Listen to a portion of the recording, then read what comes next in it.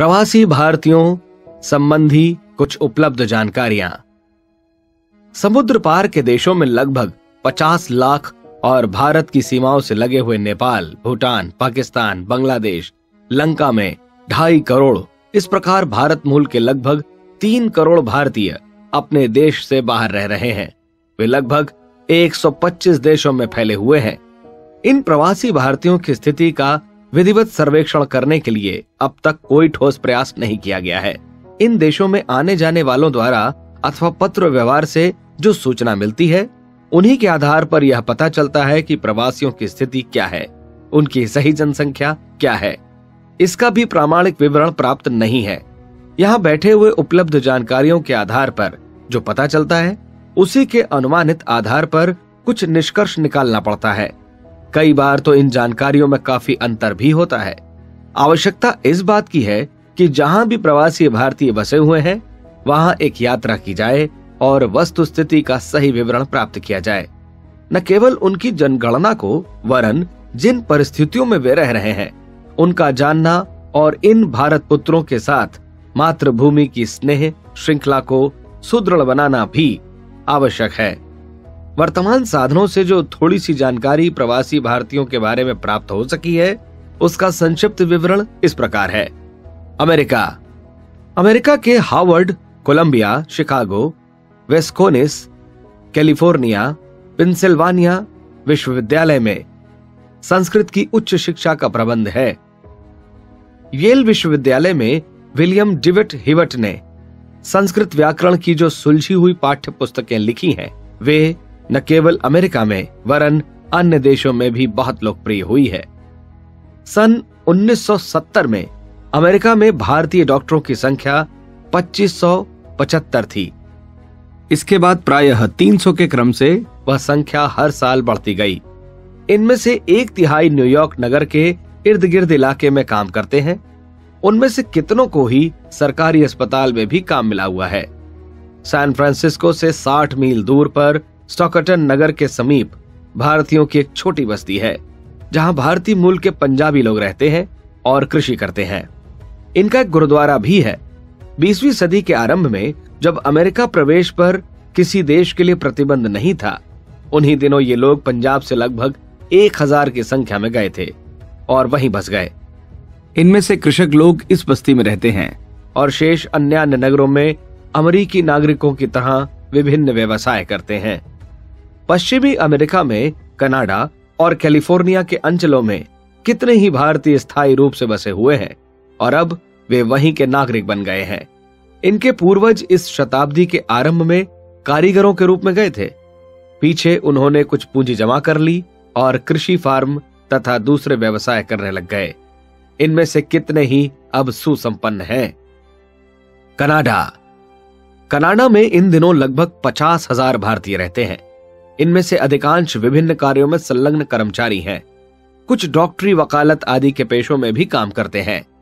इस देश में केवल सुयोग्य और उपयोगी विदेशियों को ही ठोक बजाकर प्रवेश दिया जाता है। रूस द्वारा चेकोस्लोवाकिया पर जब 1968 में हमला किया गया, तो उस समय वहां के लगभग 12,000 निवासी भागकर कनाडा पहुंचे थे। वहां कई गुरुद्वारे और मंदिर हैं। सिखों ने अपनी दाढ़ी और पगड़ी को वहां भी सुरक्षित रखा है। कनाडा में अन्य क्षेत्रों में फैले हुए भारतीयों में से अधिकतर डॉक्टर, इंजीनियर, वकील, अध्यापक, नर्स आदि हैं। व्यवसाय बहुत ही कम लोग कर पाते हैं। नर्स महिलाएं केरल से गई हैं। छात्र भी विभिन्न प्रकार की शिक्षाएं प्राप्त करते हैं। अन्य देशों की अपेक्षा कनाडा में देशी विदेशी का भेदभाव बहुत ही कम है। कनाडा में बसे भारतीयों में कितने ही असाधारण धनी भी बन गए हैं। स्वर्गीय कपूर सिंह सिद्धू ने वैंकूवर में $5 लाख देकर कपूर सिद्धू संस्थान स्थापित किया है। ट्रिनिडाड तथा टोबैगो। ट्रिनिडाड द्वीप दक्षिणी अमेरिका के उत्तरी किनारे पर स्थित है। यह भूमध्य रेखा से 10 अक्षांश उत्तर और पश्चिम देशांतर 61 से 62 के मध्य स्थित है। ब्रिटिश वेस्ट इंडीज के द्वीपों में इसकी गणना दूसरे नंबर पर है। पहला बड़ा द्वीप जमैका है।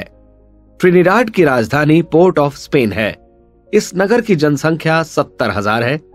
दूसरे नगर हैं सेन फर्नेंडो, प्रिंसेस टाउन, आरिमा, कौवा, सेंट जोसेफ, सांगरे ग्रेंड और टूनापूना। सन 1845 ईस्वी में भारतीय लोग वहां प्रतिबंधित मजदूरों के रूप में लाए गए थे। ट्रिनिडाड में प्रायः 4 लाख भारतीय हैं। इनमें से अधिकांश गन्ने की खेती में लगे हुए हैं। कैनोल, विक्टोरिया और पोर्ट ऑफ स्पेन क्षेत्र में भारतीय बस्तियां अधिक हैं। स्त्रियों की पोशाकें अधिकतर अभी तक विशुद्ध भारतीय हैं। वे साड़ियां पहनती हैं, सिर पर घूंघट निकालती हैं। नाक में नथनी, हाथ पैर में गुदने गुदाना जैसे चिन्हों को देखकर उन्हें सहज ही भारतीय के रूप में पहचाना जा सकता है। छतों पर भारतीय ध्वजा पताका फहराना उन्हें बहुत प्रिय है। कार्तिकी पूर्णिमा को समुद्र स्नान के लिए वे लोग ऐसे ही जाते हैं जैसे सोमवती अमावस्या को भारत में दिखाई पड़ता है। यहाँ के भारतीयों में अपनी संस्कृति के प्रति अगाध निष्ठा है। ये लोग भारत को अपनी धर्मभूमि और मातृभूमि मानते हैं। ट्रिनिडाड के गांवों और शहरों में देवी देवताओं के अनेक मंदिर हैं। यदा कदा हवन पूजन भी होते हैं। पंडित पुजारी भी बहुत हैं और उन्हें भी अब हिंदी बोलने की आदत नहीं रही।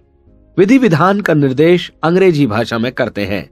हाँ, मंत्र जरूर शुद्ध अशुद्ध संस्कृत भाषा में बोल लेते हैं। जब हवन कराना होता है तो मेज पर एक तसला जैसा लोहे का हवन कुंड रखकर बैठ जाते हैं और गोली के रूप में रखी हुई हवन सामग्री को स्वाहाकार के साथ अग्नि में डालते जाते हैं। ट्रिनिडाड की राजधानी है पोर्ट ऑफ स्पेन। यहाँ की मुख्य सड़कों के नाम भारतीय नगरों के नाम पर है, जैसे Bombay street, Madras street, Bangalore street, Allahabad street आदि। दिवाली, होली, रक्षाबंधन, जन्माष्टमी, शिवरात्रि जैसे त्योहार वहां बड़े उत्साह पूर्वक मनाए जाते हैं। गीता, रामायण का सारांश वहां अंग्रेजी में छपा मिलता है। हिंदी भाषा को एक प्रकार से भूल ही चुके हैं। रहन सहन और आहार विहार पर पूरी तरह पाश्चात्य सभ्यता की छाप है। फिर भी भारतीयता पर उन्हें गर्व है और भारतीय संस्कृति को अधिक जानने, समझने एवं अपनाने के इच्छुक हैं। ट्रिनिडाड में हिंदू आबादी 45% और गायना में 65% है। बारबेडीज, ग्रेनेडा और सेंट विंसेंट को मिलाकर 10,000 हिंदू रहते हैं। बारबेडीज में मात्र 22 सिंधी परिवार हैं। ट्रिनिडाड और गायना के हिंदू हिंदी नहीं जानते। धर्म संस्कारों में मंत्र संस्कृत में बोलकर उनकी व्याख्या अंग्रेजी में सुनाई जाती है। ऐसा ही कथा वार्ताओं में भी होता है।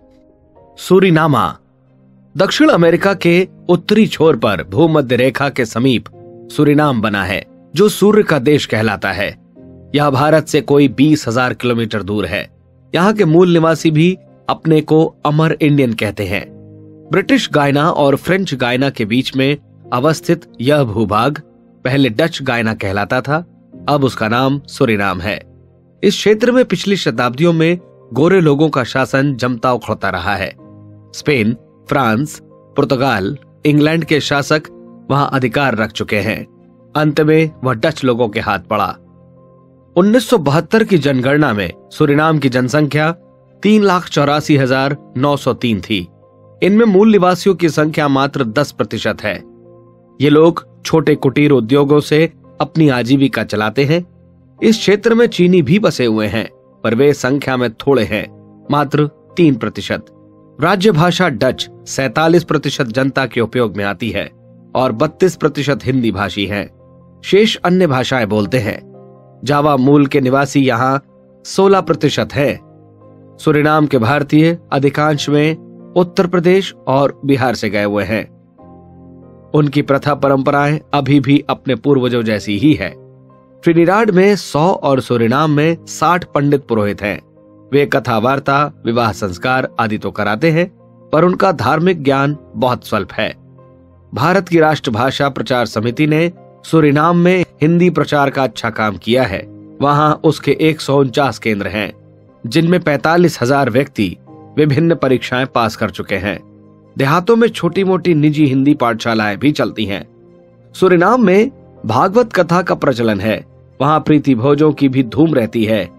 दिवाली दीपदान भारत की तरह ही होता है। होली पर अबीर गुलाल उड़ाते हैं। रामलीला का अभिनय बहुत ही सुंदर ढंग से करने वाले कलाकार वहां गांव गांव में मौजूद हैं। वहां भारतीयों की भाषा सरनामी है, जिसे हिंदू मुसलमान सभी बोलते समझते हैं। इसे हिंदी भाषा का रूपांतर कहना चाहिए। इसमें लिंग भेद नहीं होता। उस देश में जात पात की मान्यता तो है, पर इसके कारण रोटी बेटी के व्यवहार में विशेष अड़चन नहीं पड़ती।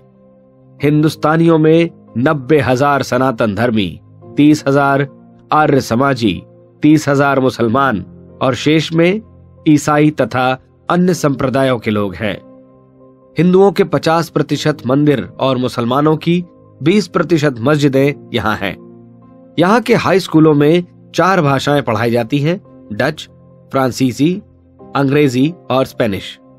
इनमें अधिकांश छात्र स्पेनिश लेते हैं, क्योंकि साउथ लैटिन अमेरिका में ज्यादातर स्पेनिश ही चलती है। पिछली जनगणना के अनुसार सूरीनाम में 38% लोग हिंदुस्तानी बोलने वाले थे। गायना, दक्षिण अमेरिका।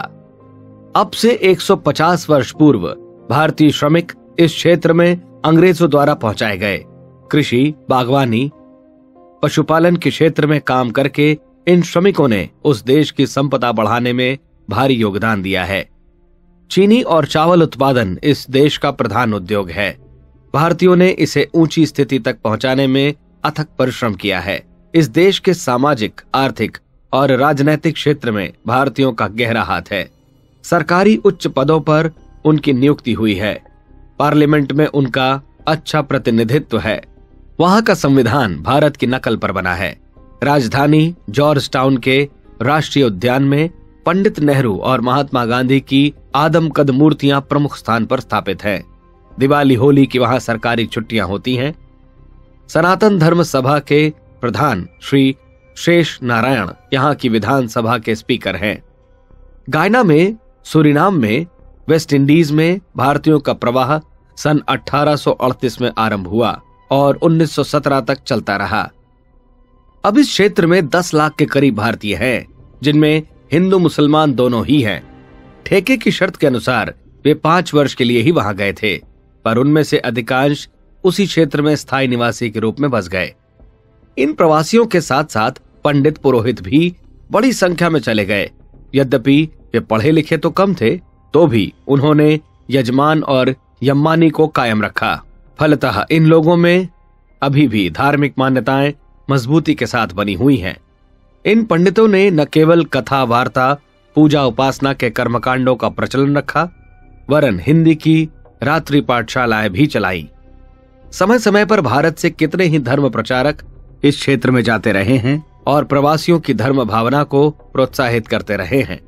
इस क्षेत्र की आर्थिक प्रगति में इन प्रवासी भारतीयों ने भारी योगदान दिया है। उनमें से कितने ही अच्छे व्यवसायी, बुद्धिजीवी तथा हर क्षेत्र में मूर्धन्य प्रतिभा प्रदर्शित करने वाले लोग हैं। भारतीयों की विशेष आदत फूट का इस क्षेत्र में भी साम्राज्य है, अन्यथा इतना बड़ा समुदाय वहां के राजनैतिक, सामाजिक एवं आर्थिक क्षेत्र में अपना अति महत्वपूर्ण वर्चस्व रख रहा होता। गायना में भारतीय प्रायः देहाती क्षेत्र में बसे हुए हैं। महिलाओं में हिंदुस्तानी पोशाक और जेवर अभी भी बहुत लोकप्रिय हैं। ग्रामोफोन रिकॉर्ड, रेडियो प्रसारण एवं फिल्मों के माध्यम से उस क्षेत्र में अभी हिंदी का अच्छा प्रचलन है। मंदिर यहाँ बड़ी संख्या में बने हैं। महात्मा गांधी और राम, कृष्ण, हनुमान के चित्र यहाँ घर घर मिलेंगे। अब से 300 वर्ष पूर्व यूरोप के विभिन्न क्षेत्रों के निवासी अमेरिका को रौंदते हुए इस क्षेत्र में भी घुस पड़े थे। स्पेन, फ्रांस, इंग्लैंड, पुर्तगाल विशेष रूप से और थोड़े थोड़े अन्य यूरोपीय देशवासी यहाँ पहुंचे और बस गए। इन लोगों ने उसी क्षेत्र के वनवासियों को पकड़ा और भारत जैसे अन्य देशों से श्रमिकों को मंगाया, जो अभी भी वहां के निवासी बनकर स्थित हैं। वहां के प्रवासी भारतीय इसी प्रकार पहुंचे और बसे हैं। 100-150 वर्षों से वहां रह रहे हैं। नर नारियों ने यूरोपीय पोशाक ग्रहण कर ली है, फिर भी स्त्रियां नंगे सिर दिखाई नहीं पड़ेंगी। उनके सिर पर ओढ़नी का पल्ला होगा। यद्यपि यूरोपीय फ्रॉक जैसी पोशाक पहनती हैं। अंग्रेजी मिश्रित हिंदी इनके दैनिक बोलचाल में काम आती है। भोजन भारतीय ढंग का पकाते और खाते हैं। रामायण का प्रचलन है। पुरोहित लोग भी बसे हैं। कथा, पुराण और भजन कीर्तन के धार्मिक समारोह होते रहते हैं। गायना भारत से 9000 मील दूर है। अब उसकी जनता में भारतीय 53% है, 33% यूरोपियन और 14% में आदिवासी, अफ्रीकी, चीनी आदि हैं। यहाँ 2 राजनीतिक पार्टियां हैं, एक पीपुल्स नेशन कांग्रेस, दूसरी प्रोग्रेसिव पार्टी। पहली के हाथ में इन दिनों शासन सूत्र है, दूसरी विरोधी दल में है, जिसके नेता हैं भारतीय मूल के डॉक्टर छेदी जगन। सेना में 95% किकियू कबीले के अफ्रीकी भरे पड़े हैं। बहुमत में होते हुए भी भारतीयों को शासन में उच्च पद नहीं के बराबर प्राप्त है। सरकार में भारतीयों की जिस प्रकार उपेक्षा हो रही है, उससे सभी न्यायप्रिय लोग दुखी हैं। गोरे और अफ्रीकी मिलकर शासन को अपने हाथ में लिए हुए हैं और बहुमत वाले भारतीय हर दृष्टि से शोषित, उपेक्षित किए जा रहे हैं। गायना का समुद्र तट वाला भूभाग ही रहने लायक है। भीतरी भाग में सघन जंगल है। वहां पर 3 बड़ी नदियां हैं, बरसीस, एस्कीवो और डेमटाटा। इन्हीं नदियों के किनारे लोग पानी की सुविधा देखकर बसे हैं और किनारे किनारे आगे बढ़ते जाते हैं। पनामा नहर संसार के व्यापार का महत्वपूर्ण जलमार्ग बन जाने के कारण उस क्षेत्र में भारतीयों का पहुंचना कितने ही वर्ष पूर्व आरंभ हो गया था, पर वहां की सरकार ने तरह तरह से प्रतिबंध लगाकर उनको वहां बसने से निरुत्साह कर दिया। केवल वे ही भारतीय वहां रह सके जिन्होंने अपने पास पर्याप्त पूंजी होने का प्रमाण देकर सरकार को संतुष्ट कर दिया। अब उस क्षेत्र में लगभग 1000 भारतीय हैं जो कोलोन, पनामा, क्रिस्टोवल नगर में बसे हुए हैं। उनकी छोटी बड़ी 25 व्यापारी फर्म हैं जो खुदरा, थोक एवं आयात निर्यात का काम करती हैं। इन प्रवासियों का व्यवहार बहुत ही सौम्य तथा कानून पालक है। इतनी लंबी अवधि में कदाचित ही किसी भारतीय को कचहरी में उपस्थित होना पड़ा हो। राधा स्वामी संप्रदाय के हिंदुओं में अधिक धार्मिकता पाई जाती है। उनके साप्ताहिक सत्संग चलते हैं जिनमें अन्य संप्रदायों के लोग भी उत्साहपूर्वक भाग लेते हैं। पनामा निवासियों के साथ भारतवासियों के बहुत अच्छे संबंध हैं। उनके साथ विवाह संबंध भी चल पड़े हैं। ग्रेनेडा में भारतीय लगभग 200 वर्षों से पहुंचते रहे हैं। अब उनकी संख्या 5000 के करीब है। उस पूरे क्षेत्र की आबादी 1 लाख से भी कम है। इनमें से अधिकतर किसान, व्यापारी और दुकानदार हैं। कुछ दफ्तरों में काम करने वाले भी हैं। इस क्षेत्र में रहने वाले भारतीय पूर्वी भारतीय कहे जाते हैं। हिंदू मुसलमान की पोशाक, रहन सहन आदि का कोई भेद नहीं है।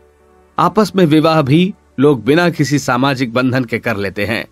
हिंदुओं की अपनी धार्मिक गतिविधियां शिथिल हो जाने से वे प्रायः प्रोटेस्टेंट ईसाई हो गए हैं। वे कैनेडियन चर्च के सदस्य बने हैं। फिर भी उनमें भारतीय ढंग की पूजा पत्री होती है और कुछ रीति रिवाज पुराने ढर्रे के भी चलते हैं। यहाँ के भारतीयों की आर्थिक स्थिति अच्छी नहीं है। फिर भी जब कभी उनके पास पैसा होता है तो वे उसे प्रीति भोज, उत्सव आयोजन मनाने में खुले हाथों खर्च कर डालते हैं, जिससे गरीब के गरीब ही बने रहते हैं। ग्रेनेडा द्वीप ट्रिनिडाड से 105 मील दूर है।